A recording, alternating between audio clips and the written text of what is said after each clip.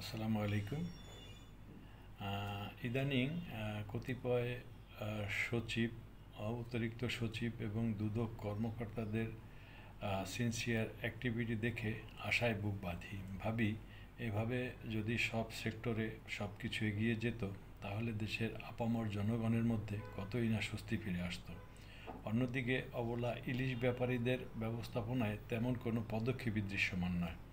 অবস্থা দৃষ্টে মনে হয় এই অবলা ইলিশ সেক্টরে পুরানো মাফিয়াদের সাথে আরও নতুন মাফিয়া যোগ হয়েছে, গড়ে উঠেছে অভেদ্য ইলিশ সিন্ডিকেট। তাই যদি না হবে, তবে আওয়ামী শাসনামলের চেয়ে এখন ইলিশের দাম বেড়ে দ্বিগুণ হলো কেন? আপনারা যদি ইলিশ ব্যবস্থাপনায় সত্যিই ব্যর্থ হন, তাহলে নদী থেকেই শতভাগ ইলিশ পার্শ্ববর্তী দেশগুলোতে অথবা যেখানে পারেন সেখানে বিক্রি করে দিন।